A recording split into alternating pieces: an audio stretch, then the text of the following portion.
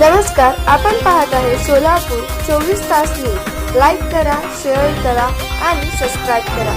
पाहत रहा सोलापूर 24 तास न्यूज, घडामोडी बातम्या।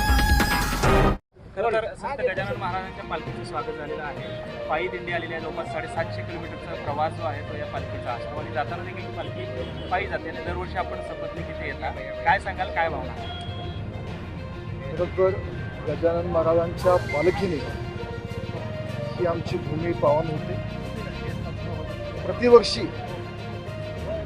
विठू माऊलींचं दर्शन घेण्यासाठी शेकडो किलोमीटर अंतर पार करून जे वारकरी दर्शनाला येतात, त्या सगळ्यांच्या सोलापूरच्या भूमीत आज मी असेल, माननीय शिवसाहेब असतील, आम्ही असं स्वागत केलेलं आहे। आणि खरोखर गजानन महाराजांच्या पालखीचं दर्शन घेऊन आम्ही सगळे धन्य झालो। वारकऱ्यांचं स्वागत करण्याचं भाग्य आम्हाला लाभलं। आम्ही सगळे नशिबवान आहोत। दादा, खरं तर यंदाची वारी जी आहे ती हायटेक पद्धतीची वारी असल्याचं पाहायला मिळते। प्रचंड सुविधा ज्या आहेत त्या वारकऱ्यांसाठी देण्यात आलेल्या आहेत। मागच्या वर्षीपेक्षा ही वारी जी आहे ती सरस होताना पाहायला मिळते। काय सांगाल, काय बोल? दरवर्षी प्रशासन वारी कसं चांगलं करता येईल, मागच्या वर्षीच्या तुलनेमध्ये अजून चांगलं कसं करता येईल, त्यासाठी प्रशासन सदैव प्रयत्नशील आहे।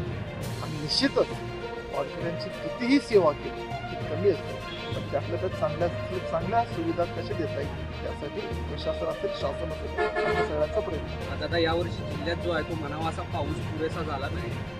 पांडुरंगा चरणी किंवा गजानन महाराज आमच्या सगळ्यांचं पांडुरंगाच्या चरणी, गजानन महाराजांच्या चरणी हेच आहे की जे वरुण राजाने रुसवा यावेळी बळीराजावर दिलेला आहे तो कुठंतरी कमी होऊन वरुण राजा आम्हा सगळ्यांना प्रसन्न व्हावं आणि शेतकऱ्यांना, बळीराजांना दिलासा द्यावा अशी प्रार्थना आमची विठू माऊलींच्या चरणी आणि